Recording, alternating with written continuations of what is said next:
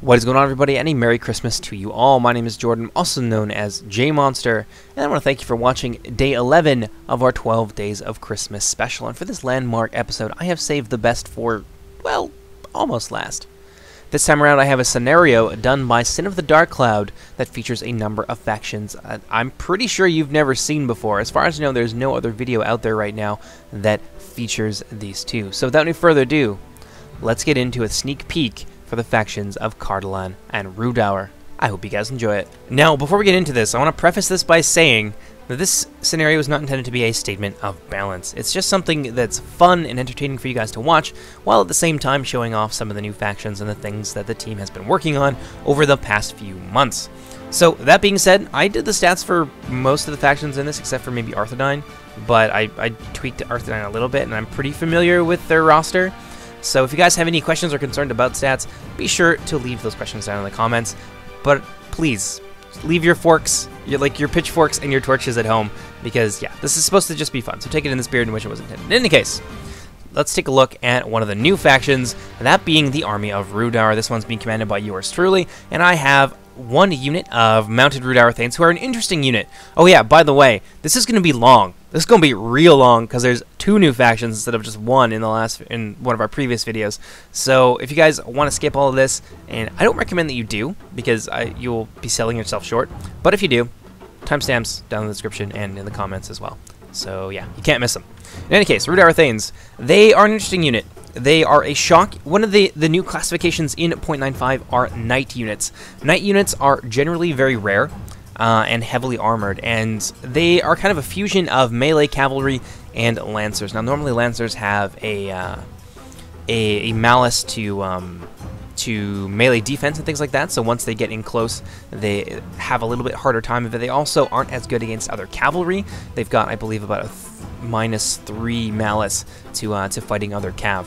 So knights do not have that. They have the best of both worlds. So they've got high charge and pretty decent damage in close quarters. They're also generally pretty well armored, although the Arthedains are less well armored than their Arthedain or Cardolan cousins, just because that's one of the balancing factors for Rhudaur. Rhudaur tends to have high damage, but lower melee defense and armor. So they're a bit of a glass cannon in a lot of ways, and I find that they stack up really, really nicely with the Dunedain inheritor factions like Arthedain and Cardolan.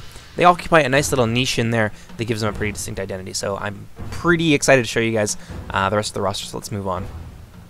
The second little addition here are the Rhudaur Maidens, who I think were in a previous patch. I think they're in 0.91, but they might just be like a dismounted unit. They're like a spear unit, but now they are mounted on these wonderful little ponies here, and they have javelins as well. So they're a Jav Cav unit with a lot of numbers. Look at this. On huge settings, they've got 103 ladies in this unit, and they can do a fair amount of damage. Now, javelins tend to have a lot lower ammunition in this, and I know that's something that people were really concerned about. Units like javelins and crossbows, I can confirm for you that they lose a lot of their ammunition. I think on the top end, low-tier crossbows have 10 ammunition, where before they had sometimes double that, or a significantly increased number of ammunition from what they have now. And the higher tier the javelins or the crossbows, the less ammunition they tend to have. So this particular unit has 5. The next tier of javelins moving upwards, I believe, have... I think they have 4. No. These ones will have 6, I believe. Next tier up will have 5, and then highest tier javelins like trollmen, for example, will have 4 ammunition. So they're not going to completely wreck unit after unit, and I know that's something that people are had a lot of concerns about. So I want to touch on that. Moving on over here, we have a new take on an old unit. These are the Rhudaur Heavy Pikes, who were formerly in the Gundabad faction, and as far as I know, they're the only pike unit with shields, so they stand up to missile fire from the front really well. So that's one of the things that I like about this unit, is that they kind of cover for that weakness that pikemen perennially have pretty well across the board.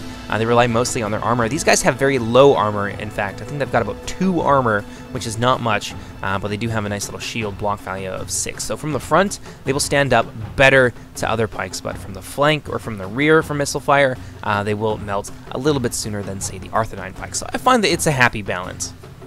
Another unit of Rhudaur pikes there. Over here we have some Rhudaur swordsmen, who I'm actually really excited about. I love the look of them. They've kind of kept that hillman look, but they've also worked in, I think the model, or at least parts of it, are from a previous unit that was made for either Moss or DAC or something like that. But I know that, I believe it was Cowering Coma and Kuro worked on the textures a lot for these guys, and they've really come out looking cool. So the Rhudaur swordsmen have less armor and less melee defense than, say, the Cardolan men-at-arms or the Arthedain men-at-arms, but they do have a significantly increased attack value. I believe they get a +3 bonus, so they have about 8 damage, while their brothers across the field will have between 5 or 6, depending on the unit. Now, this is balanced out by the fact that armor is extremely valuable in this particular iteration. In patch 0.95, armor is very, very useful.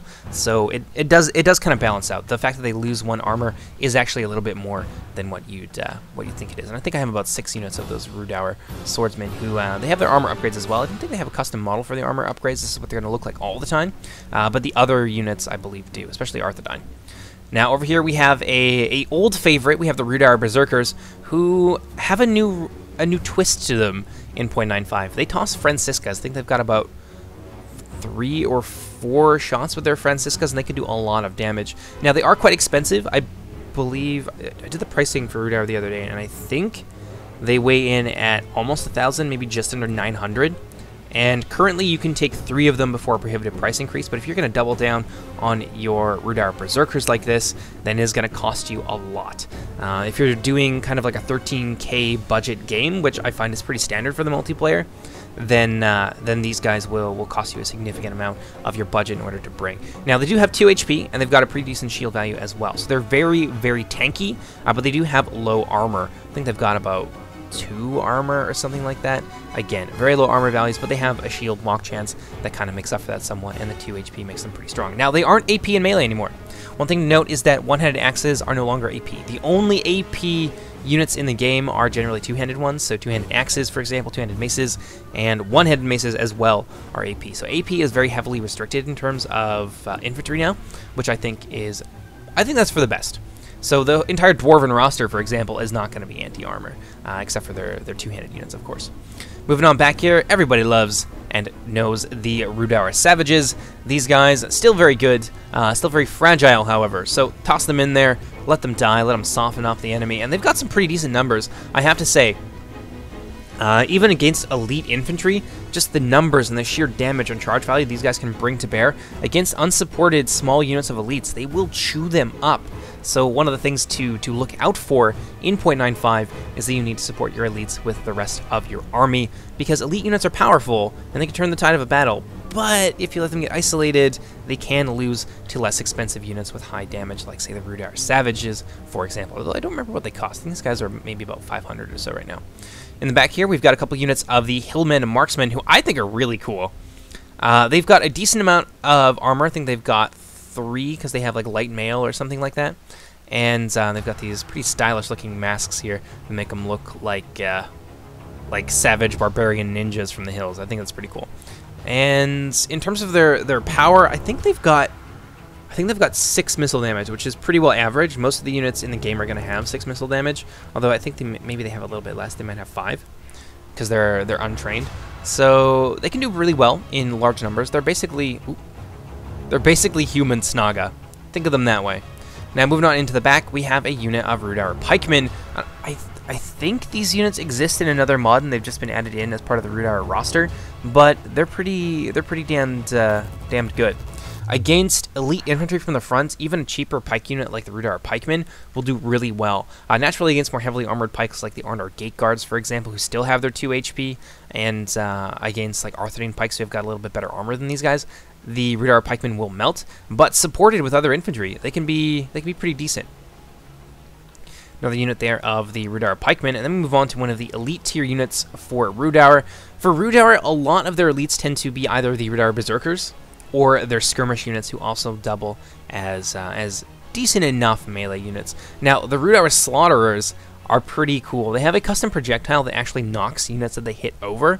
So when they toss their javelins into a unit of infantry, for example, that infantry will just go flying all over the place. It doesn't necessarily kill them, but it is very disruptive. So in terms of just wreaking havoc on enemy lines or breaking up charges, these guys are amazing at that kind of thing. Now, they do have a very slow reload time, so once they toss their first javelin, it's going to take them a while to toss the second, and that's to balance out the fact that they have extremely powerful missiles.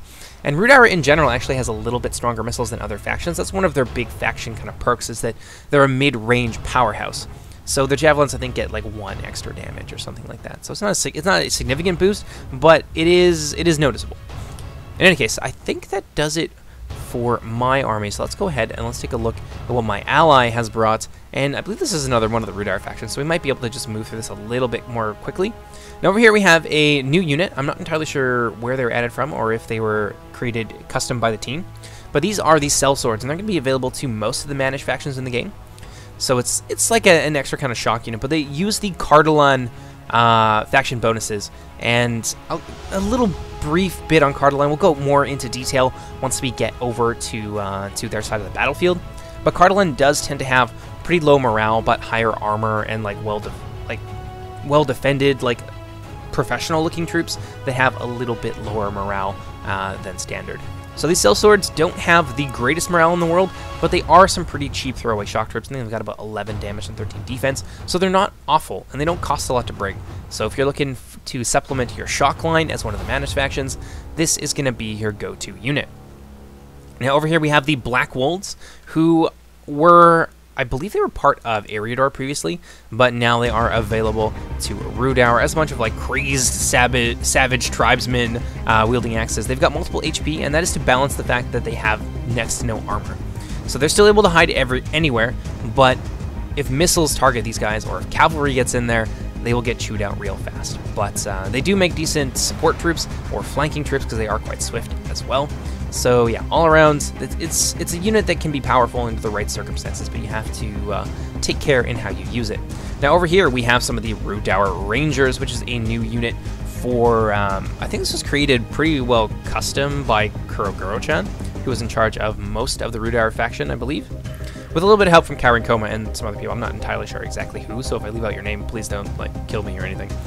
But in any case, the Rhudaur Rangers are a kind of dark counterpart to the Dunedain Rangers. They're significantly less numerous, but like all Rangers, their missiles have body piercing. And what that means is that Rangers are really, really good against lightly armored foes that come on in a big wave. So against orcs or Snaga or just anything that's fairly lightly armored, like Umbar Corsairs, for example, Rangers are extremely useful for that. So they kind of fill this niche role. Rangers tend to be a little bit better in close quarters, but significantly more lightly armored. So if you throw Rangers into a skirmish fight against like heavily armored archers from Cardolan, for example, they're probably gonna lose. And there's some good reasons for that, but we'll get into that again when we get to the Cardolan roster, which I'm really excited to show you, so we'll move on through this. But yeah, the Rhudaur Rangers, really, really damn cool, and very powerful in the right circumstances. Over here, we have some Rhudaur Axe Throwers. And actually, this army, by the way, is being commanded by Apollo 11. And yeah, he's got some Rhudaur Axe Throwers, who are exactly what you'd think they are. They're also pretty decent in close quarters. Axes tend to have pretty high base damage, but again, not AP. But yeah, they're an Axe Thrower unit. They do exactly what you think they would do. Over here we have the Rhudaur Spearmen, who I think are extremely stylish. Again, following on with Rhudaur's kind of, I would guess you could say, their faction theme. They are quite lightly armored, but they've got a really nice shield. Look at that. And in close quarters, they don't have the greatest melee defense for a couple of reasons. 1, because Rhudaur, 2, because Spear, and 3, because they have the large shield, which the trade-off for having the giant shield is that you have a little bit less melee defense. But they stand up really well to arrow fire from the front. Like 9 shield block value is gigantic. So yeah, they can be a pretty sturdy unit under the right circumstances. Over here we got some more Rhudaur Berserkers. You guys already know all about them because I wrote you an essay. More Rhudaur Swordsmen. I believe he has 4 or 5 units of them. Rhudaur Pikes and the Rhudaur Scouts. Now, a note on the Rhudaur Scouts: they are extremely numerous, but quite weak. Now, they do have one-hand axes, and being Rhudaur, they have pretty high attack values, more or less generally. So they can do really well in terms of overwhelming other units of cav, like the mounted battle-ready Dunedain, for example. These scouts can do pretty decent against them, and they are shock cavalry. So on the charge, their lances are AP. So if they hit something and they penetrate, like they can do a serious amount of work, and they're pretty fast too. So Rhudaur's cav, not the best, but they do have some I would say, fairly efficient options that they can fall back on. The Rhudaur Thanes and the Scouts over here can do decent enough. Got some more Rhudaur heavy pikes. Over here he has his own unit of mounted Thanes, which I believe has his general in it. And while we're here, let's take a look at that general. Looks a lot like Floki, in my opinion, from Vikings, if you guys watch that series, and I really like the way that this unit looks. And I think that sword there is from Botet, like the Warhammer mod, which is kind of cool. So it's like a chaos sword to throw in there with the Rhudaur mounted Thanes, which I think is pretty damn cool. And I think that just about does it for Apollo's army, unless there's something hiding here that I'm missing. So let's move on to one of the 2 Gundabad factions. This one being commanded by WK, who's going to be joining us today. This is one of the developers for the Age Reforged mod. He's got some Blackwatch Legion. You guys probably know all about the Blackwatch Legion by now, and I've heard some serious concerns about their ability to push, especially in our Lindon video. So I can tell you that the Elves of Lindon are going to be getting a little bit of extra mass, so these guys won't be quite so effective against them, but they are still going to be useful for pushing, because that is what they are designed to be. That being said, from the flank, for example, with javelins, these guys will melt really, really quickly. Powerful AP units like the Rhudaur Savages are actually not terrible against the Blackwatch Legion. Of course, you want to be wary about them just pushing through them and slaughtering them.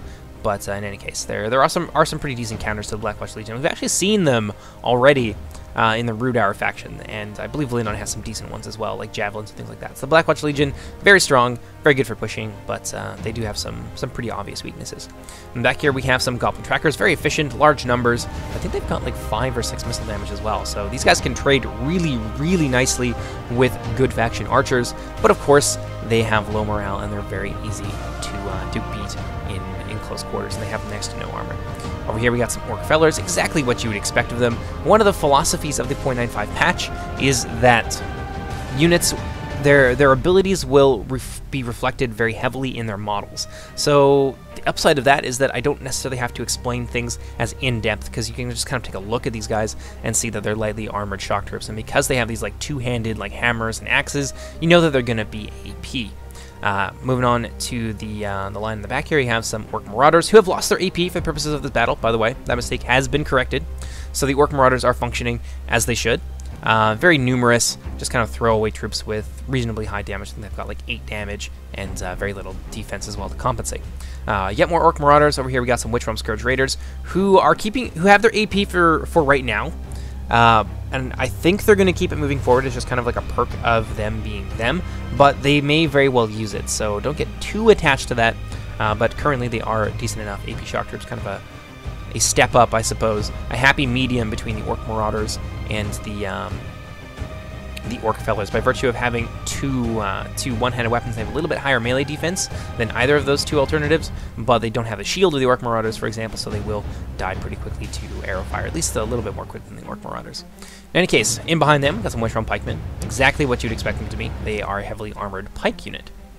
I think that does it for WK's army. It's all kind of mixed in here. Maybe this is actually WK's army over here, but yeah, it's all the same. And then we've got the Witch Realm Blackguard, who have a brand new model, which I think the textures were made by Cowering Coma and the model was made by Cardolan. I'm not 100% certain on that though, but in any case, the unit looks freaking sexy. Look at that. I love the way these guys look. These are Black Numenorians, very, very strong, and I think they're 2 HP, but they might not be for this battle. But they'll probably get it a little bit later on. But let's take a look at the Gundabad General.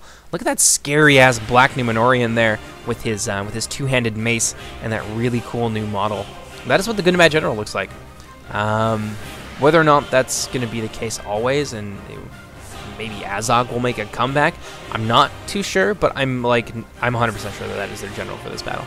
Over here we got some Trolls of Gundabad, some Warg Skirmishers, exactly what you expect them to be. Warg's very good against cavalry, and these units in particular are heavy cavalry hunters. So if they can kite cavalry around, which they can do reasonably well, then they can deal some serious damage.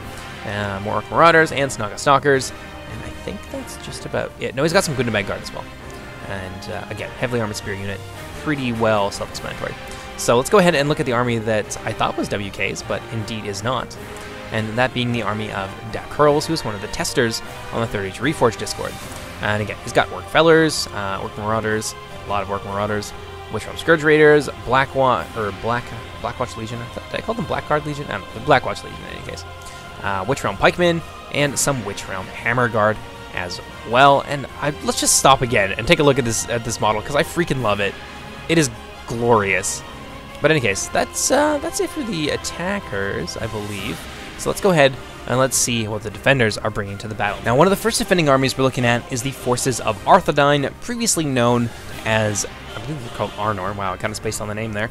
And these guys are being commanded by Mech Creed, who's actually the current reigning champion on the 3rd Age Reforged Discord. So he's a very good player.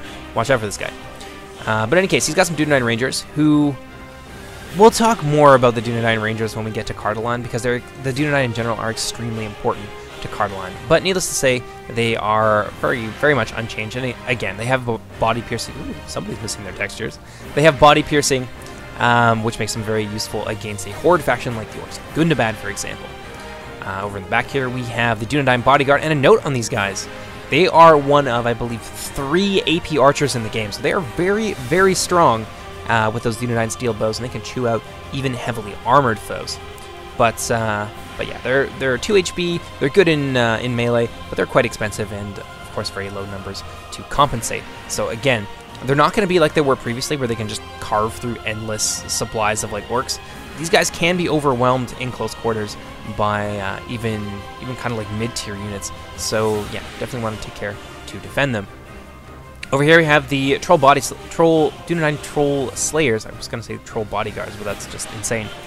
The Troll Slayers are going to be changing a lot. Now, currently they're a bow unit. That is not going to be the case for too much longer. They are going to be a Jav unit for Arnor, so they don't have AP missiles currently, but when they become a Javelin unit, they will. And they're still going to be pretty strong shock troops as well. I think they've got 2 HP still, just to make up for the fact that they are very lightly armored, but I would have to check on that, but I believe that they are. Moving on now to his mainline infantry, we have some Arthedain men-at-arms. As I mentioned earlier, they're a little bit more well-armored than Rhudaur. One of the things to note about Arthedain and their faction bonuses is that they don't have any. They don't have any of the drawbacks or benefits that other factions have. So they're just kind of like an all-rounder faction. So if you guys are looking for, if you're new to 3rd Age Reforged, for example, and you're looking for a faction to just kind of get situated in, something that's really comfortable for everybody that's got a well-rounded roster, Arthedain is the pick that you're going to go to. They're well-armored, they've got good morale, but they don't have a lot of the specialization that other factions have. And I know that that's maybe disappointing for some people, but I think it's a good thing to have a faction like that for people who are new at the game. I mean, if you're like first picking up Medieval 2 or Reforged even for the first time, then you're going to want like a faction that has a little bit of training wheels on it. Now, it's not to say that Arnor or Arthedain, whatever, it's going to be weird calling them that from now on, but it's not to say that Arthedain is easy, but they're just kind of an everyman faction. So they're not particularly specialized, but they don't suffer from a lot of the drawbacks that a lot of the factions have that have faction bonuses.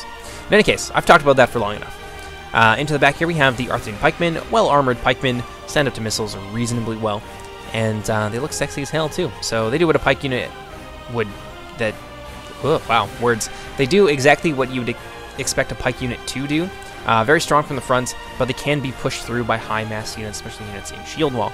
In the back here we have the dismounted Dunedain Knights, a fan favorite, but although I think they're going to be called dismounted Numinas Knights moving forward, so that's a little bit more. It makes more sense because they share the same model with the Numinas Knights. Now they don't have HP anymore, but there are certain trade-offs to this. You can bring 2 of them still. They are reasonably expensive, but I don't think Arnor's pricing is done right now anyway, so I'm not going to comment on that any further. But they're very good heavy infantry. Very good, definitely top tier still, but they don't have the same amount of survivability as they used to, and that's just because Reforged is trying to move away from high HP units in general, because they're kind of game-breaking, and they can be very frustrating when you see one unit carve its way through like 100,000 orcs or something like that. It's very frustrating for people on the other end of that. But in any case, moving on, we have the dismounted Arthedain Knights, who they're exactly what you'd expect them to be. They are really good shock troops. I think they're the only mid-tier shock unit that Arthedain has available to them, the other one being the Troll Slayers we saw up here, because once they toss their javelins, or in this case, use their arrow ammunition, they pull up giant 2-handed axes and wreck people in melee with AP. So 1 of 2 shock units for Arthedain. I think that basically covers the length and breadth of their forces, although they've got some like heavy Arnorian archers hanging around somewhere. And they're just heavily armored archers. I think that's them actually out in front here.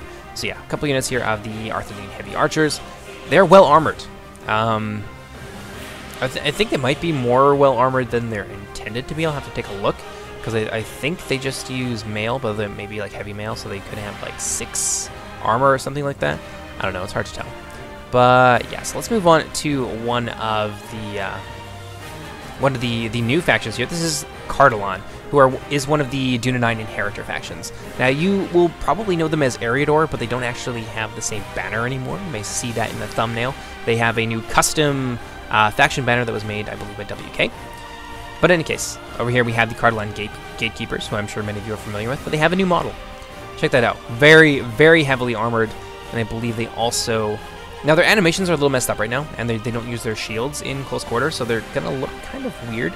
But at the end of the day, I'm pretty sure that they're intended to be like a one-handed sort of spear-ish unit. But yeah, they're also AP, and I think they have an anti-cavalry bonus because they're halberds on the back as well. So yeah, be afraid of them. They can chew you out with those very powerful crossbows. Now over here we have another crossbow option for the Cardolan faction, who look damned cool. Look at that, those faceplates there and those like bucket helmets. These are the Cardolan heavy sharpshooters, who, I mean, they're I believe, mid-tier crossbow unit, so they've got, I believe, 10 missiles that they can fire, 10 ammunition. And they are also not bad in close quarters as well. And one of the things to note about Cardolan is that they are quite low morale, but they are very well equipped as a nation. They're a little bit less battle-hardened than, say, the Arthedain faction, but they can definitely hold their own. Now, the one other thing to know about the Cardolan heavy sharpshooters is that they have maces that they whip out in close combat. So these guys are AP at ranged and in melee, so be afraid. Be very afraid. Now over here we have a brand new unit. These are the Cardolan bodyguards, who, as far as I can tell, they look like they were armed by the dwarves or maybe by the elves, and I think they look really cool. They're a pretty, I would say, a top tier spear unit with HP, and they've also got pretty damned nice missile damage as well.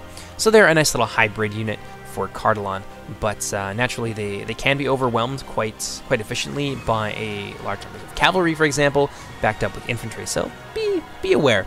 They've got a little bit less mobility than a cavalry general would. Over here we have the Cardolan heavy swords, who they are very much a match for their Arthedain counterparts. They're a little bit more well armored than the Arthedain forces, but again, they've got quite low morale. Now there are some mechanics to compensate for that. So yeah, we just got 3 units there of the Cardolan heavy swords. We've got some heavy spearmen over here as well, who are basically along the same lines. They're a spear unit. And of course, we've got the Cardolan heavy archers. Now, I want to talk a little bit about the Dunedain and what they mean to Cardolan, but let's stop here for a quick note on the Cardolan heavy archers. Very, very good. Oh my god, are they good. Now, that large shield on the back confers them a 9 shield bonus, so these guys are amazing at standing up to skirmish fire. But naturally, they've got quite low morale, so if you get cavalry in there wow, what was I saying? If you get cavalry in there quickly and hit them hard, then you can scatter them pretty easily. But in a skirmish fight, they are going to be a little bit difficult to bring down, except for certain factions. I mean, if you're shooting crossbows into them, for example, or you have elven archers, then Cardolan will be in a lot of trouble, and they'll take casualties really quickly and eventually rout. So yeah, there's something to be aware of. Let's move on over here to the real meat and potatoes of a Cardolan army. Now we have some more Dunedain Rangers here, and we've also got some battle-ready Dunedain, who are 2 HP shock troops. And now I can finally talk about the Dunedain, because I think this is a really cool mechanic that Cardolan kind of revolves around. Now, all of their units have very low, well, not very low, but it's lower than average morale. And the Dunedain are there to compensate for that. Now, the Dunedain have the command trait, which inspires units around them to greater feats of courage. So, as Cardolan, if you want to keep your units in the field, you are going to need to place your Dunedain fairly strategically, or significantly upgrade yourself with morale to try and compensate for that. But I definitely recommend bringing the Dunedain, since I think that's a little bit more efficient use of your money, but that's just me. But in any case, the Dunedain are intended to act as captains for Cardolan, so they're a little bit less well armored than the rest of the Cardolan roster, but they are certainly devastating in close quarters. And of course, they have that important function as leaders of the Cardolan army. So if you can strip away the Dunedain from Cardolan, they're going to be a lot easier to just scatter en masse. So fire arrows, for example, in conjunction with destroying their Dunedain commanders, are a great way to deal with Cardolan. I believe Fluffy has got like 2 or so units of these guys. I'm pretty sure he's got some cavalry hiding in here somewhere, and I want to talk about them. So let's see if I can find them. Indeed, here they are. Over here we have the battle-ready Dunedain, who again, like the other Dunedain counterparts, like the Rangers and the battle-ready Dunedain, inspire units around them. So they're great to mix in with the merchant units that Cardolan has available to them, just about really anything, and they will keep your troops fighting harder and for longer. And they're also really good Lancer cavalry in their own right. But being Lancers, they do suffer from a debuff versus other cavalry units, so that's something that you should definitely be aware of. And I think he's got... Oh yeah, finally he's got a couple units of the Thieves of Tharbad. So Cardolan has kept a lot of the ambush flavor from the previous Eriador faction that they used to be. So we've got the Thieves of Tharbad here, who are very lightly armored shock troops that can hide anywhere. They're pretty low number as well, and they don't have HP, so they're very, very easy to kill. But if you throw them in and let them get a little bit of damage or use them as support troops, then they can do pretty well. They can definitely pay for themselves. But I think that does it for all of the armies so far. Actually, no, that's not true. That is so not true. I just have to figure out exactly where they're hiding. Now, there's a reinforcing army here. Oh, look, it looks like Creed has some Knights of Numass as well. Well, why don't we take a quick look at these guys, since I totally forgot about Creed's cavalry. Just a brief little note here. The Knights of Numinas don't have HP anymore, but they are Knights. So they're good against Cav, they are good against infantry, and they don't suffer from any of the bonuses, or any of the downsides to melee or Lancer cavalry. And then we have the Arthedain Knights, who are just heavily armored Lancers, so you know pretty well how that particular mechanic works. Aha! Here they are, hiding out in the back. But now we have a reinforcing army here under Sin of the Dark Cloud. He is playing, of course, Lindon, the faction that he created pretty well from the ground up. And he's got some Mythlon Lancers, who I think you guys are familiar with from other videos, but just in case you missed it or you've forgotten, they are Lancer Cavalry, who also have a small clutch of Javelins, which they kind of need because they're a little bit less well-armored than a lot of the other factions. So if you throw them right away into combat against other heavy cavalry, these guys will have a very difficult time indeed. But they've also got shields too, so they can stand up to missile fire fairly well from the front. They've got really nice shield values now that I come to think of it. And yeah, all around a nice little hybrid unit. Over here we have the Horse Lords of Lune, who are actually buffed from the last time you saw them. The Horse Lords of Lune and the Blade Masters of Lune both have 2 HP now to compensate for the fact that they are very low number and very expensive and quite lightly armored in comparison to a lot of other elite units. So the Horse Lords of Lune, very devastating unit on the charge. I think I'm not sure if they count as knights or not. But they do have a devastating charge, and they've got big, wicked, like one-handed swords that they whip out in close quarters. I think they're going to be getting some of the new custom animations for the two-handed horse weapons, like riders that have two-handed weapons. They're going to get their own custom animations that are being designed by Crimson Behelit. So that's pretty damn cool. But in any case, moving on, another unit there of the Mythlon Lancers, and a third unit in the back of the Mythlon Lancers. Over here we have one of the Mythlon Chariots. I gotta say, I really love the way the Chariots are working in 0.95. They are very fragile, so if you leave them in close combat for a long time, well, not even that long of a time, like a reasonable amount of time, they will die really quickly. But if you get them on the charge, especially along the axis of a unit, oh my god, can they do a lot of work for you. So they're very rewarding to use, but they are quite fragile. They've got 4 HP, of course, but again, they take damage really, really quickly. Over here we have some of the Harlandon Guard, another hybrid unit from Lindon. These guys are also very able spearmen, in addition to being some really strong archers. So yeah, that shield value that they have helps them stand up really nicely in a melee fight, and in a ranged fight as well. So not easy to shoot them down. On either flank of the Harlandon Guard, we have a couple units here of the Lindon Marines. Again, another hybrid spear unit. These guys instead have javelins instead of arrows.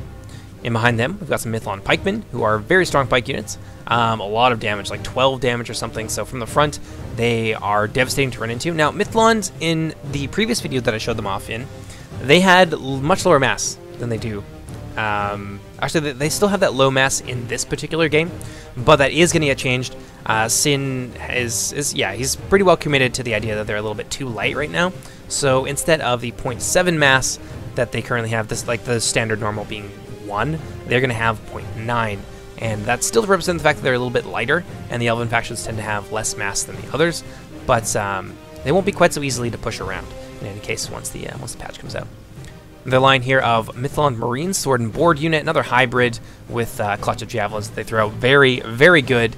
In behind them, we have the Mythlon Bladesmen, who are just kind of more lightly armored Elder Ringway swordsmen. They've got a lot of damage and some damn cool looking swords. Like, look at that. Really like the way that those wicked two-handed curved blades look. And finally, got some Blade Masters of Lune. And again, 2 HP, very, very deadly shock troops. I think they've got like 20 or so damage. These guys do serious amounts of work in close combat, but being lightly armored and being shock troops, they are quite vulnerable to missiles. So I think that's it for the armies. Finally, I've gotten through all of them, and it's probably been like half an hour, so I don't blame you guys if you wanted to skip through, I suppose, because it did get pretty long. But in any case, let's get into the replay. I hope you guys enjoy. Now, this battle is going to begin with a little bit of an ambush. You can see my forces in the back line of my column already beginning to come under fire from some of the Dunedain Rangers from Cardolan hidden in the woods. So it looks like the forces of Cardolan are not just going to allow Rhudaur and their Orcish allies to just walk into their land. And this is being pretty effective so far. A lot of my units in the back are my support units. This is a nice place on my marching chain to be attacking. The rest of my army is it's pretty well just going to retreat from that. I'm going to try and keep my forces intact. I don't really know exactly what they've got in the woods, but I assume it's not going to be a lot of fun for me to deal with. So I'm going to try and keep my forces intact. So I am going to kind of split up here. So while I'm forming up with my pikemen to defend my front lines from any cavalry, and specifically my skirmishers from any cavalry that may be lurking in the woods, I'm going to be forming up with my hillmen to return fire. Now over on this, I'm going to form up my Rhudaur savages, and they're going to charge hard into the battle-ready Dunedain. They're actually going to do really well for themselves. And again, a lot of that has to do with just how devastating the savages can be on the charge. But once they're stuck in melee, the Dunedain definitely have the advantage. My Rhudaur savages are very lightly armored and have low melee defense, whereas the Dunedain most certainly do not. Over here in the center, however, Rhudaur savages doing real well against the Thieves of Tharbad, who are quickly being overwhelmed by these mad axe-wielding hillmen. And I think I've actually concentrated a couple units of savages here to try and overwhelm the line and roll up the Dunedain while I have the opportunity. But there is some more, I believe there's some battle-ready Dunedain lurking in here as well, so things are not going to be quite so simple as all that. Now over on the other end, my poor Rhudaur slaughterers, they were hiding, but unfortunately due to a bug, because they were under attack before they started hiding, because they don't start the battle hidden, the Dunedain Rangers were able to continuously fire into them. So my poor slaughterers, really sucks for them. They're under some pretty heavy fire right now and fleeing in the face of those Dunedain. Luckily, they've got their extra HP, though, preventing them from being completely and utterly destroyed. Over on this end, you can see that my ally Apollo has actually come in to my aid with his Rhudaur scouts. He got a nice piece of the Dunedain Rangers before being repulsed by a countercharge from the battle-ready Dunedain, but still, it really shows just how effective the Rhudaur scouts can be. Now, while they were all bunched up fighting each other, I was going to try and take advantage of that with my Hillman marksmen firing into this large blob here of fairly lightly armored troops. Got some Thieves of Tharbad in there and some Dunedain Rangers as well. And the Dunedain Rangers, one of the big drawbacks to them, which I think I mentioned in the description, but if you skipped it, one of the disadvantages to bringing Dunedain Rangers is that they are much more lightly armored than other skirmishers. So they don't necessarily stand up well to rank and file archers. They have a much more specific use, that being their body piercing, which has really done a number on my poor pike lines. Now you can see the mounted battle-ready Dunedain here under Popflavdak, just kind of hunting for an opportunity to charge into the soft skirmisher underbelly of the forces that I have trapped over here. Now I'm trying to fend him off, a little bit of a cat and mouse game here with the Rhudaur pikemen. Maybe even try to pull him in by using my Hillman marksman kind of as bait, trying to get him stuck in on the ends of my Rhudaur pikes, who would absolutely annihilate those battle-ready Dunedain. But Fluffy's not going to go for it, and I'm just going to be forced to kind of circle the wagons here and serry my lines. Over on this end, this is where it starts to get real bad for me. Now, I am beating the Dunedain, and unaided, I'm pretty sure I'd be able to overwhelm most of the Dunedain forces that are present over here. I've actually got some of the other Dunedain kind of stuck on the ends of my pikemen. They're going to hold out really nicely for a long time, but Arthedain is coming in with some big support, a charge from the rear. I'm not entirely into the rear of my Rhudaur savages, but still a nice charge nonetheless into my savages. Going to cut down quite a lot of these guys. You can see the cav is a little bit fragile, though. So infantry do have a chance to deal a decent amount of damage to them if that cav sticks around in close quarters for an extended period, which, as it should be, cavalry should be deadly on the charge, but stuck in against infantrymen, they should be overwhelmed, pulled from their saddle, and hacked to pieces. Now, in behind them, actually, I forgot to mention these guys on the Lindon line. Got a couple units here of the Wardens of Care of Erin, who are... They're a ranger unit. They've got dual swords in close combat, do a lot of damage in melee, but are very, very lightly armored as a result. And they're also going to get some cool custom animations that Crimson Beheli's been working on, so keep an eye on that. But in any case, my Rhudaur Savages overwhelming the Dunedain pretty well all across the line. I've got Fluffy's forces kind of nicely pinned in place. But over on the other end, now this is where things are really not going well for me. You can see that my Rhudaur Slaughterers are not in the best position. They actually got charged down by the Arthedain Knights. I managed to get off a volley into the front of them as they were charging in, maybe killing about 8 or so of them, but it just wasn't as effective as I was hoping it would be. Now, from the rear here, you can see a little bit of support in the form of the Rhudaur Scouts, who are from my ally Apollo. We're just doing our best here to make do with a really tough situation. A lot of these units are effectively pinned, especially with all that cavalry on the field, so there's nowhere that we can really retreat to. I mean, I guess I could kind of use my pikes as a wall to shield the slaughterers, but honestly, at this point, I just want to kill these guys. Over on this end, you can see my Savages getting another charge on the flank from these Arthedain Knights, and my Savage forces are going to be swiftly overwhelmed and destroyed. Now, I took some of them, but they're taking quite heavy damage from the Dunedain Rangers up there, so they are now very heavily reduced from both the incoming missile fire and the cavalry, but nonetheless, I'm going to throw them into the flanks of these battle-ready Dunedain, who are really struggling against my Rhudaur pikemen. It says the defeat is certain, but honestly, don't believe it. These pikes can stand up nicely to close-quarters infantry like these battle-ready Dunedain. So far, we've managed to do a significant amount of damage, at least to the Dunedain that are present on this end, but I know that Fluffy has some more forces in reserve over here. And now, oh man, another charge coming in from the battle-ready Dunedain into my Rhudaur Slaughterers. Just not able to get themselves in formation in time to toss a javelin volley into the Dunedain, and they're going to get a beautiful charge there. And I gotta say, this really hurt my feelings. I was getting kind of like triple teamed here by all the other factions, and a lot of my really important support units are going to die off quite quickly in the battle. There's not a whole lot that I can really do in this situation. They're just faster than me, more maneuverable, and they've got ranged firepower, and I do not. So yeah, definitely trying to make the most of a very, very tough situation. Over on this end, though, this is where things are starting to get real fun. Let's turn up the speed just a little bit. The Arthedain forces are in full retreat right now, and that is because a furious charge from Gundabad is on the way. You can see the Snaga Stalkers here under WK leading the way, trying to probe out the woods, make sure that there's no hidden Arthedain ambushes that are going to be waiting for them. But indeed, there is worse. There is a line here of heavily armored Arthedain, or Knights of Anuminas, who are going to be bearing down on the orcs of Gundabad. Pardon me. Let's go ahead and let's turn that up just a little bit. These Knights of Anuminas, still very, very strong. Not the 2 HP like killing machines where they wreck entire armies on their own, but still very good. And Creed is just kind of he's keeping his enemy on the back foot, just constantly attacking him in a whole bunch of different places with heavy knights and things like that. And his cavalry is just all over the place, doing a whole bunch of damage to my army as well. So Creed really showing that he knows how to micro and yeah, basically fending off 2 or 3 opponents at once here, which I think is pretty impressive. Yeah, that trebuchet from Arn are opening fire. I don't think that's going to get anybody, but damn. The range on trebuchets and siege weapons appears to be the same. I don't think that that's going to get changed for the patch. So trebuchets and siege weapons like that, they will still be long-range weaponry. Just, yeah, it's archers and things like that are getting changes for the most part. So over here we got some Arthedain Knights trying to charge down these Warg Skirmishers, and unfortunately WK is going to lose his micro on them a little bit, and they are going to manage to connect with the rear, although the Warg Skirmishers are going to pull away at the last moment here. And so Arthedain Knight's going to gobble up a few of the Wargs, but the Wargs are going to be able to disengage and toss their Javies backwards. And these heavily armored Knights, not going to have much fun with that. And I got a unit here from Creed charging into what looks like the Orc Marauders.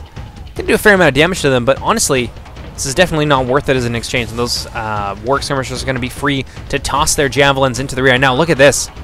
These Knights are shaken? What can this be? They're wavering? Are they going to rout? Could it be that morale is now an important feature in Reforged? Indeed it is. A charge from the rear into those Arthedain Knights, despite the fact that they got half the unit left, is going to be enough to break those Dunedain horsemen, and they're going to be sent howling back towards their lines and the safety of their kinsmen. Over in this end, the other unit of Arthedain Knights under Creed managing to disengage relatively unscathed. They took some losses over here. I think most of that was from this unit. But still, after suffering heavy losses from WK, the forces of Arthedain are going to be forced to retreat. Now, I believe around this time, I start moving in with the main body of my army. I can see all my Rhudaur swordsmen and things like that formed up here, and the rest of my forces have been swiftly defeated by Fluffy Duck, who's still in a really good position. He's got a lot of battle ready Dunedain left here. I wasn't really able to focus on the other ends. Most of my warriors and my savages and things like that were focused on the small group that he had over here, and these are the ones that have suffered fairly heavily. I think they had some cav support came from the rear. I can see a couple of Arthedain Knights there. So ultimately, my forces here have been swiftly overwhelmed, and that is going to leave Fluffy Duck free to mop up what remains and then move in to try and support his allies and the rest of the battle line. So indeed, now is the time when I decide, well, that battle has been lost. It's time to pick a fight with the Arthedain forces and get a little bit of revenge. So I'm going to start moving forward with my Rhudaur swordsmen, with my Rhudaur pikes on the flank. Now, I've still got some cav units here that I'm going to try and use to make the Arthedain forces pay a little bit for the embarrassing defeat that I suffered over on the other end. But for the most part, I'm going to keep my forces together from now on, and I think I've got my Rhudaur thanes somewhere in here as well. Yeah, there they are. They're going to be supporting my main line, just in case some of those cavalry from Arthedain or Fluffy's Ascendant battle-ready Dunedain are going to try and harass my approach. But at this point, I see an opportunity here. I can see a lot of the Arthedain Knights, and I'm going to start to move in with my Rhudaur Maidens and try and harass these guys a little bit. The javelins that these guys toss, or these ladies, I should say, toss are pretty deadly, and they're very swift. So the Arthedain Knights, tired as they are not going to be able to get away from me. So I'm just going to harass Creed pretty well as long as I can, just to try and get a little bit of petty revenge here for the heavy defeat that I suffered at the hands of Arthedain and their allies.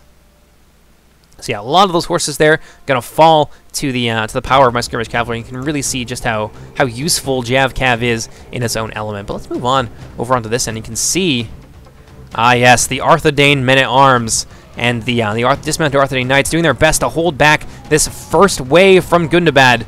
But WK's orcs are going to be able to push their way through, and you can see the Arthedain men-at-arms here, now that they are surrounded and very heavily outnumbered, not having fun. Looks like they are shaken, because we could start to see a little bit of routing here in just a few moments.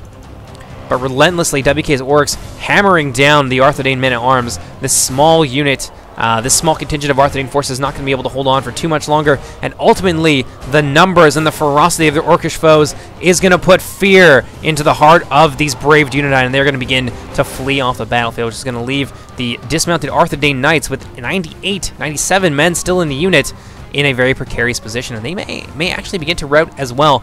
Now, you may wonder why I'm hammering this on. One of the big complaints I've heard a lot about Reforged is that units do not rout.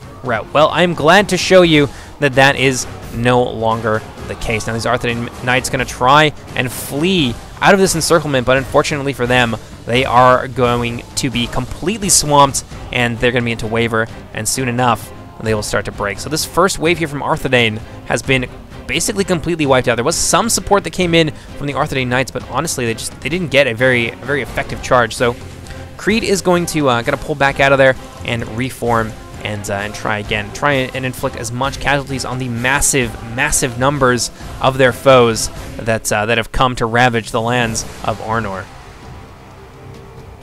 Big charge here by the Arthedain Knights into the formed up Orc Marauders. Those lances drop in. That's going to be ugly. A lot of dead forces there. Now, this is where he starts to get real interesting, because Lindon has arrived, and so the Dark Cloud has formed up with his entire contingent of cavalry. He's got about 5 or so units of cavalry backed up by a unit of chariots, and I don't really have a whole lot of solid counters to that anymore. Most of my pikes have died, most of my missile units have died, so Sin of the Dark Cloud just going to go right for it. He's going to get right up in my face and begin to skirmish down my Rhudaur heavy pikes. Now, at this point, I'm going to be like, no, there's no way that I'm getting shot to death again. So I'm going to form up my my Rhudaur men. Their commanders are going to bellow orders, and they're going to band together and charge towards those Lindon horsemen. This is what they were trying to do. That's the order I gave them.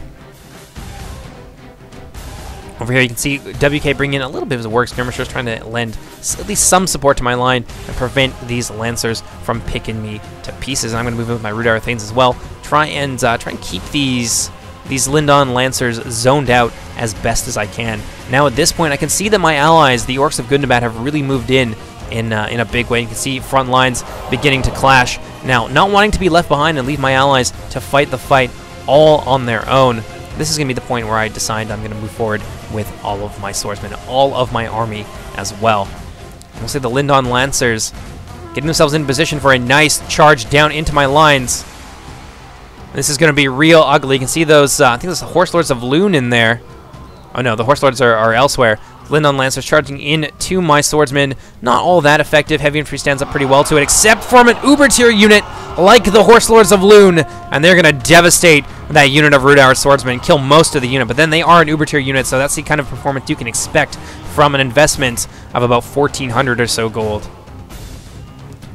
So Sin's force is going to draw back and just try and skirmish me or just try and cycle charge me down and do as much damage to my forces as possible. And right now, I've suffered some pretty damned heavy losses. Now, this is going to be a pretty significant point of the battle. You can see the Horse Lords of Loon charging into a pike unit, trying to catch them off guard, but the Horse Lords and their chariots are actually going to get caught down on those pikes. They're going to kill a lot of the pikes, but damn, that Horse Lord unit just got massacred, and that is a very, very costly error on the part of Sin of the Dark Cloud. I think it was actually an accident.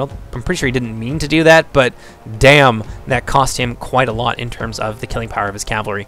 So now I'm actually moving in with my my Mounted Thanes as well. I think I've got my Rhudaur Maidens in here. A little note on them. They were off fighting some Dunedain Rangers in the woods, and that's why they're a little bit more reduced than they were earlier. But I'm going to chase down Sin of the Dark Cloud's Lancers. I'm seriously unhappy at this point in the game because I've just been skirmished, beaten down, triple teamed by my enemies. So I'm not going to let them get away with this any longer. So you can see my Rhudaur Maidens charging into the rear of the Mythalon Lancers as they got a nice charge into my Rhudaur Swordsmen. Did a lot of damage to them.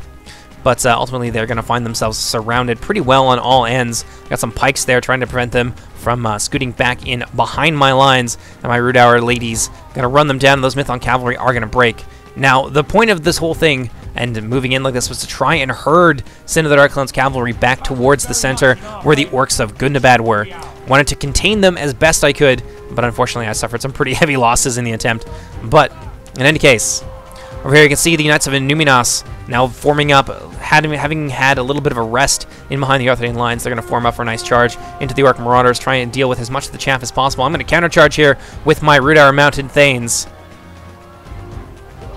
And they're going to get stuck in with those Knights. And as soon as Creed realizes what's happening, he's going to start to pull these guys out. But at the moment, WK coming in from the rear with some more of his Orc Marauders, and we're going to make these guys pay for showing their faces on the battlefield today. So for the price of, I think, maybe about 30 or 40 Orc Marauders, we managed to kill, I think, about 7 or so of those Knights of Innuminos. So definitely a fair trade that was in our favor. Now, let's take a quick look. Let's slow things out just a little bit. You can see that, I think this is Fluffy's forces. Yeah, the rest of Fluffy's forces are slowly making their way over here. I think they've just been kind of leapfrogging and hiding in the woods a little bit, trying to make us forget about them. But there is a significant contingent of Dunedain still hiding in the woods. Let's move on now to the main battle line. You can see the Orcs of Gundabad doing their best to try and skirmish down these pikes, but Creed has very wisely moved in with his Dunedain Knights, putting them in shield formation to try and defend these guys. This is actually a really smart move, and I don't see a lot of players do it. The infantry in the front will actually block the missiles for the pikes in the back. So, it works reasonably well, assuming that the missiles are coming head on. If they're coming in from an elevation, they will be able to clip the pikemen in the back. But still, it's a smart move. But the Orcs of Gundabad are really struggling on that, and you can see that we've just taken horrendous losses at this point. I'm actually going to move in with some of my pikes, try and counteract the pikes from Arthedain, but I'm going to come under some really heavy skirmish fire, and my pikes are going to begin to drop reasonably quickly. But you can see how well that shield bonus does for them. Elsewhere along the line, I've begun to move in and try and tie up as much of the Arthedain forces as possible. I've actually left a big gap here, though, intentionally, so that I can move in with my unit of Rhudaur Berserkers and toss some of their Franciscas. But over on this end, I've really gone hard on the Arthedain left flank, rather, and I'm going to move in with my Rhudaur Swordsmen. They're all in shield wall formation. I popped them into shield wall shortly before they engage with those pikes, and that's going to help them a lot against this phalanx, backed up now with some Cardolan units who have joined the battle.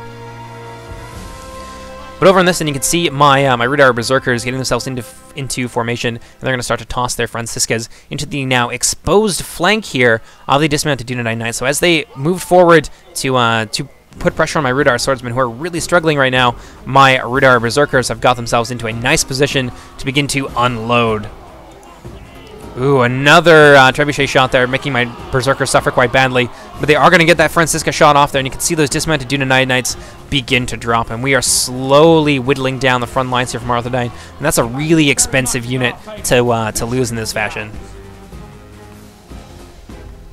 Elsewhere, my Rhudaur Swordsmen on the other end, where I've heavily concentrated them, are dealing with the Cardolan and the Arthedain forces quite handily. Just because of the large amounts of mass that they have, they are able to try and sally forward. Now, actually, I missed something over here. The Arthedain forces very aggressively charged into my pikes outside the line, managed to do a fair amount of damage to them, but before they could really push through with their shield wall and annihilate that unit of heavy pikes that came in from the rear with my Rhudaur Swordsmen, and we were able to drive them back.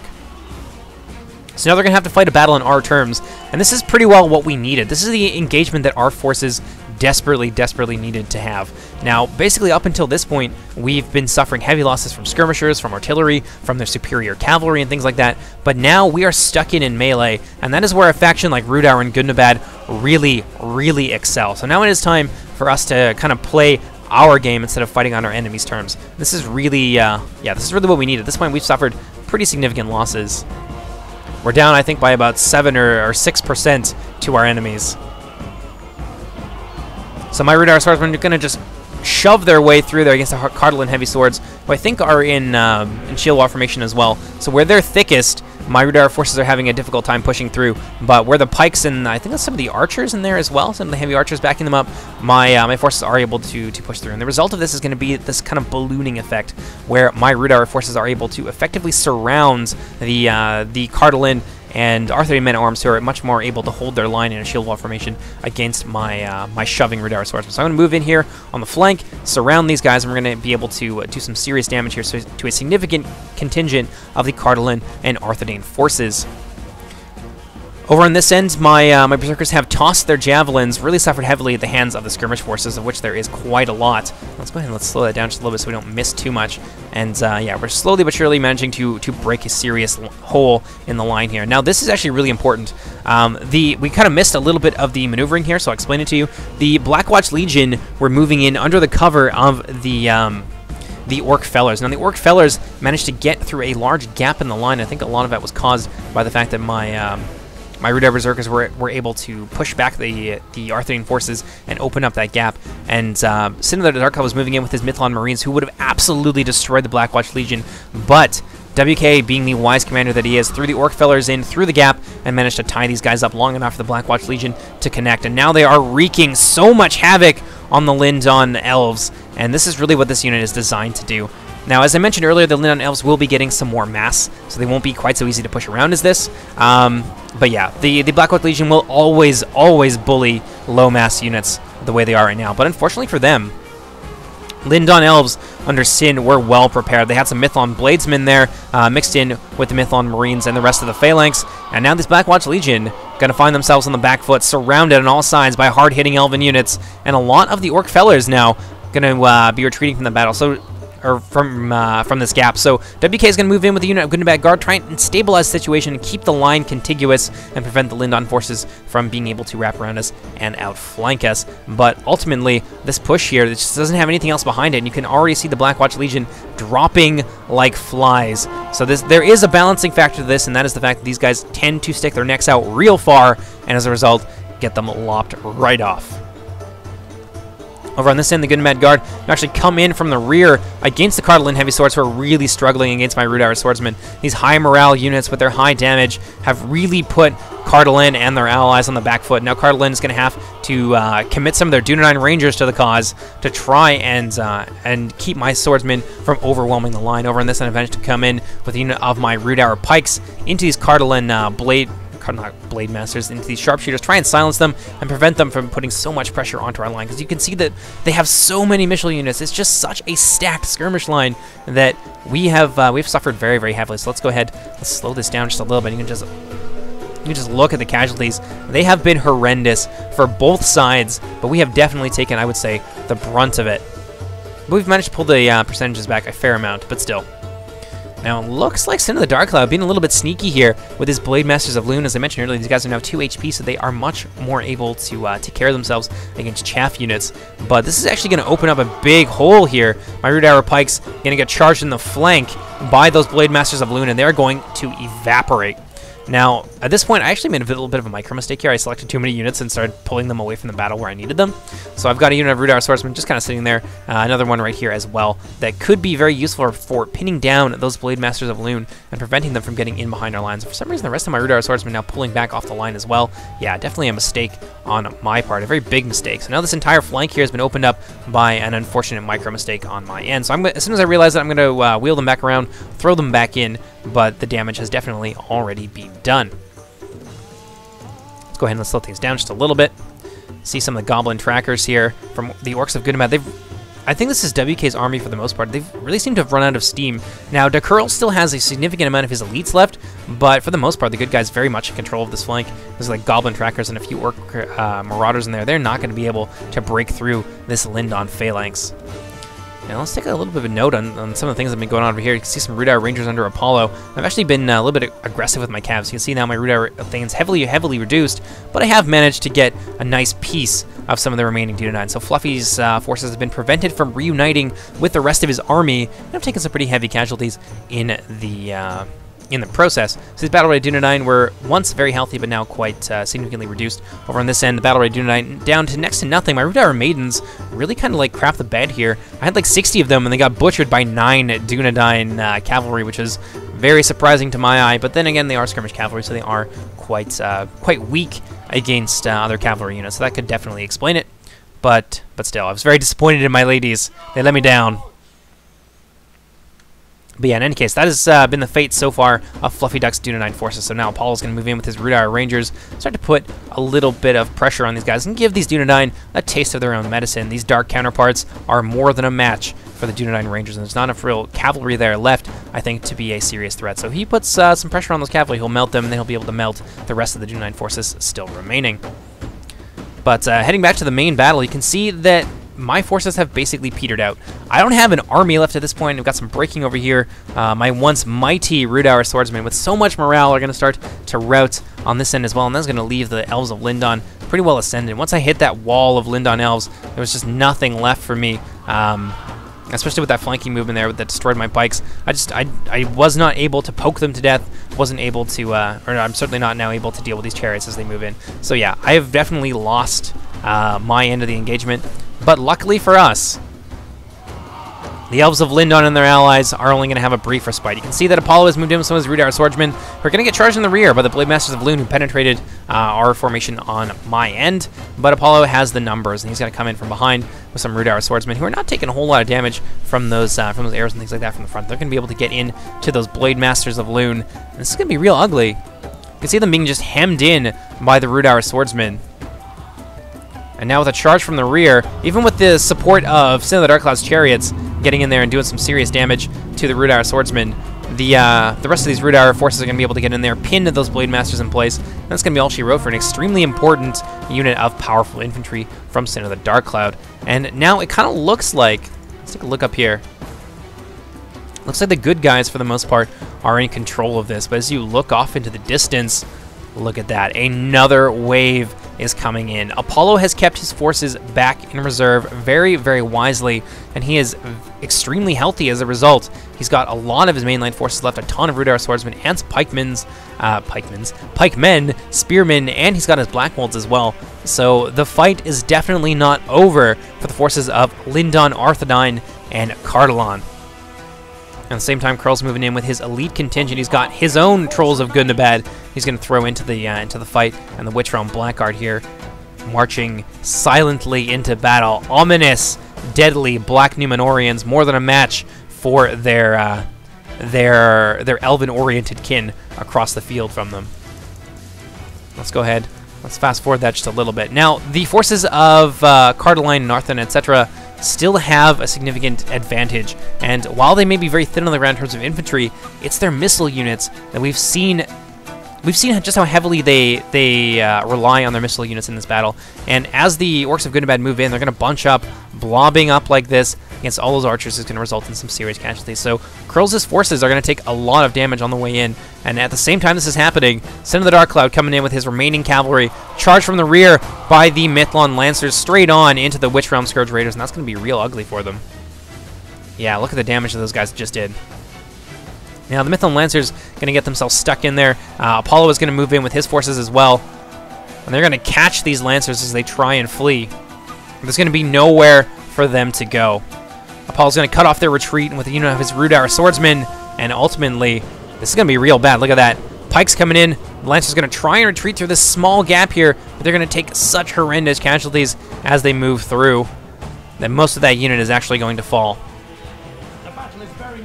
Now, Sin of the Dark Cloud decides that now is a good time to throw this unit in there and do as much damage with them as possible. So he's actually not going to retreat to the safety of their lines. These Mithlond's cavalrymen are just going to go for glory. You can see a lot of cavalry in behind the lines now, but there's also some Rhudaur pikemen in the back who are here to defend the back lines.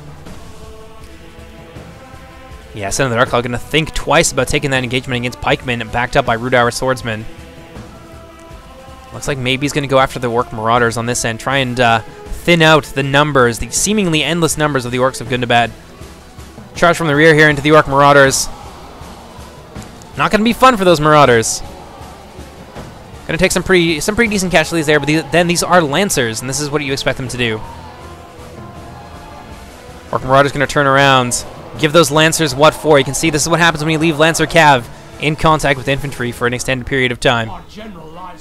Looks like my general just died to the forces of Fluffy Duck.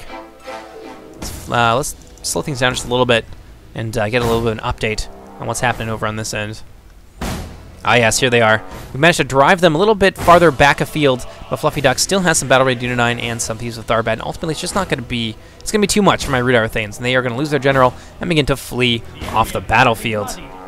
So there's still a significant presence of Dunedain in our back lines, but Apollo's got the forces here to do what needs to be done. He's got his sellswords, he's got his Rhudaur spearmen, he's got enough chaff here, and the Black Wolves, of course, with a lot of killing power, to bury those guys behind a wall of bodies. And meanwhile, on the front lines, things are not going well for Cardolan and their allies. So one final glorious charge here by the Knights of Inuminas into what appears to be Rhudaur pikes. I'm pretty sure that was a mistake on the part of Creed there. These Knights of Inuminas not going to have fun against heavily armored pike units like that, and ultimately they are going to find themselves overwhelmed. Elsewhere on the line, the heavy archers have now been committed to the battle against the Rhudaur pikemen. The pikemen got to massacre those guys. Heavily armored though they may be with a wonderful shield value, if they can't get close to them, they can't hurt the pikemen. So you can't hit what you can't touch, and I think that this is going to start to turn in favor of the attackers pretty quickly here. Yeah, look at that. Blackwatch Legion pushing hard into Sin's Wardens of Carabaran. They're going to do okay. They're going to be able to kill a few of the Blackwatch Legion, given that they have 12 attack, which is pretty significant, and a decent amount of melee defense as well. But ultimately, this is looking like a lost fight. So we can see some breaking over on the Lindon right flank. WK's Blackguard still in the fray, driving the elves before them, who are just fleeing in terror far, far away from the front lines, and that is going to leave this flank now open for the attackers to exploit it for everything that's worth. You can just see them surging forward. The elite forces here under Deck Curls going to take the initiative and follow up the gains that were made on this on their left flank.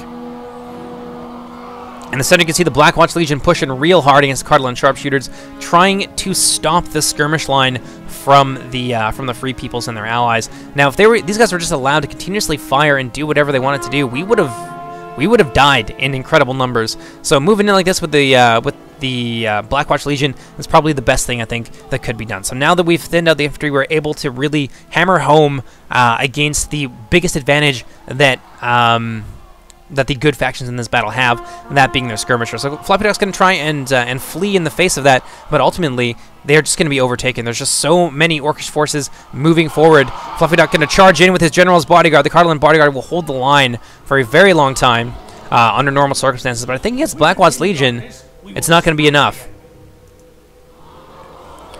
There we go. Let's go ahead and let's fast forward a little bit. Fluffy Duck now moving in with the Cardolan Gatekeepers. Again, their animations and their shields aren't exactly in working order at the moment, so they're going to look pretty silly while doing it.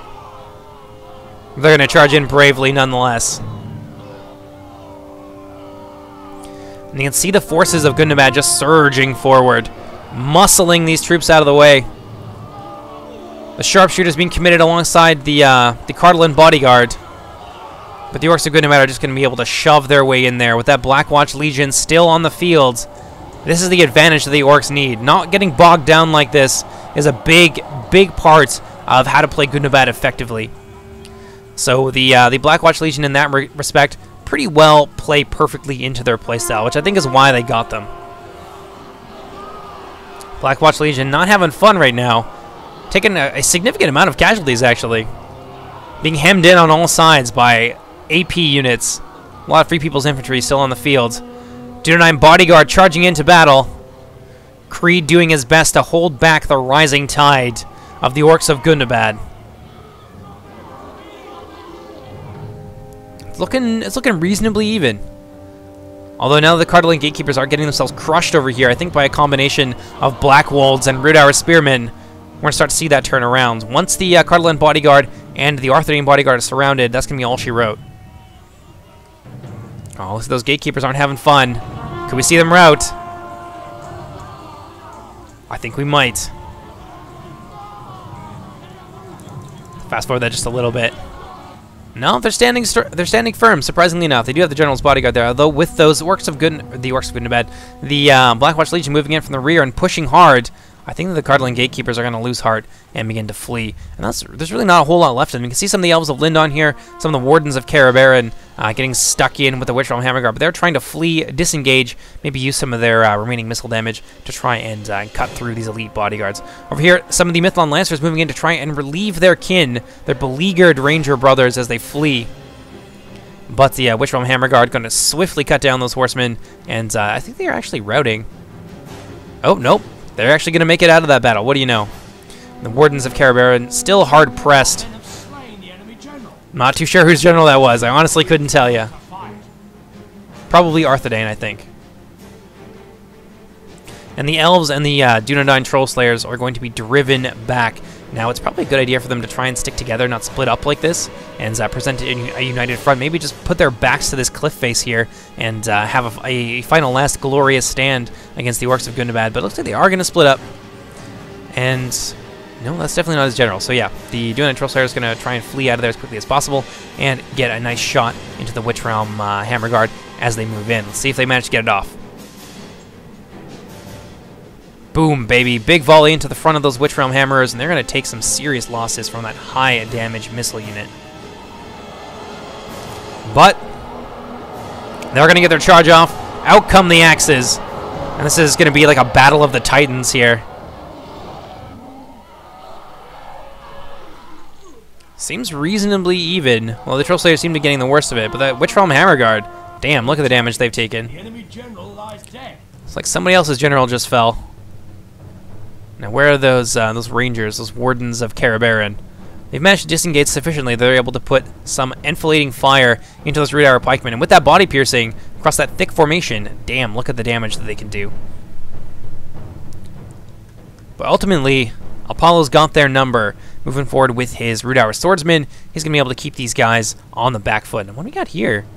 WK's general with a small amounts of his Witch Realm Blackguard still remaining to him, fighting against, I'm pretty sure it was the Mythlon Lancers, but look at this. Drop those Lancers, he's going to issue some final orders here. Oh, looks like he managed to survive. What do you know? Lucky him. Those Rhudaur swordsmen are going to finally pin down the Wardens of Cardolan, get a nice charge into the front of them. Even with the body piercing, the heavy armor and the shields from the Rhudaur swordsmen are going to make them stand up to that real nice. They're going to manage to connect the Wardens of Cardolan and start to overwhelm them. But look at this. This is beautiful. Sin to the Dark Cloud at the last moment, managing to snipe WK's general with his two remaining Mythlon Lancers. I find that extremely amusing. Over here, though, the Rhudaur swordsmen taking on all that remains of the Free Peoples and their allies. Wardens of Cardolan not doing too bad. Actually, if we fast forward that just a little bit, you can see that they're doing a decent amount of casualties to the Rhudaur swordsmen. Look at that, nice charge from the rear too, from those two Mythlon Lancers. Doing some serious damage to the forces of Apollo.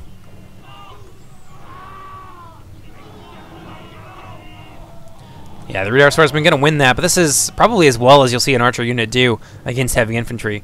But now that the rest of the army has caught up, you can see the Orcs of Gundabad and all that remains of them slowly but inexorably moving towards that final Free People's position. Let's take a moment and just take stock of the glorious slaughter that happened here. Now, ultimately, this is going to be a solid victory for the attackers, but look at the damage that has been done. Most of the forces still remaining on the field are those of Apollo 11, who managed to keep his bodyguard or his army pretty well intact throughout most of the game. So 3v3, both sides pretty well wiped each other out. Although I would definitely say that the good guys would have taken victory if it wasn't for the overwhelming numbers of Rhudaur. Let's see what we got over here. The Wardens of Cardolan finally being hacked down. Looks like Apollo bringing in his mounted Thanes here, all that remain of them. Got his general on the front lines as well. Let's go ahead and let's fast forward now. Yeah, the Wardens of Cardolan being slowly but surely destroyed. Rhudaur Swordsman took a fair amount of casualties, probably about 40 or 50, just fighting those Rangers in close quarters. Not bad at all. And over here, I think that's going to be the end of it. Yeah, right there. Final count, 83-98. It was a glorious game. The defenders did extremely well, given the limited numbers that they had at their disposal. And I think this pretty well shows off how strong the good factions can be when they have opportunities to take engagements that are favorable to them. So we had another kind of choke point battle that was definitely in favor of the evil forces in this particular instance, but out there in the field, the Arnorians and the forces of Cardolan and their Lindon allies were king. They pretty well wiped out 60% of my army before I even managed to connect with their front lines, just due to their really strong micro and their aggressive cavalry play, and of course the ambush that they were able to get off at the beginning of the game. So I hope you guys enjoyed this. Hope you're having a wonderful Christmas. This is actually going to be coming out on the 24th, I'm pretty sure, so I'll be doing the 12th day as well, and that is going to be the results of our giveaway. Now, I know a lot of people really seem to want a face reveal or something, so I guess maybe I could do that in the future. But if you guys, I know I'm going to get comments about if I'm going to do a face reveal for day 12, which is why I'm telling you all this. If you guys really are super into seeing what I look like, I have my picture on my Twitter, and I pretty well always have. So, yeah, you can go ahead and check out my ugly mug. And, yeah, of course, have a wonderful Christmas, and I will see you guys in a few days, because I'm going to be taking time off. And I will go over this again in the 12th video, or the 12th day, basically, so people understand it. But I'm going to be taking the next few days off. Probably won't get too many more videos before the end of the year. And that's just because I want to spend time with my family. So I hope you guys all have the opportunity to do that. And I will see you in the new year. So take care, everybody. Bye-bye.